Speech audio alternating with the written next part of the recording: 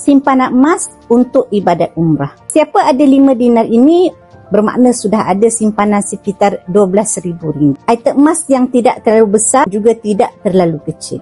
Bagi tuan-puan yang bercadang untuk menunaikan umrah, tuan-puan boleh letakkan matlamat untuk kumpul 5 dinar ini. Selepas itu, tuan-puan boleh terus letakkan matlamat untuk kumpul 2 keping 5 dinar ini untuk menunaikan haji pula. 1 keping 5 dinar ini, tuan-puan boleh letakkan pelbagai matlamat. Untuk mendapatkan 5 dinar ini dengan bayaran penuh, tak semua orang mampu. Di Public Gold, tuan-puan boleh menabung sedikit demi sedikit gram emas serendah RM100 melalui akaun emas GAP. Yang penting, setiap matlamat dan impian tuan-puan perlu ada tindakan. Nak mula menabung emas di Public Gold, tuan-puan boleh rujuk penyudah saya di profil 5 langkah daftar akaun Public Gold. Saya akan bimbing tuan-puan dalam cara dan langkah-langkah simpanan emas yang terbaik untuk tuan.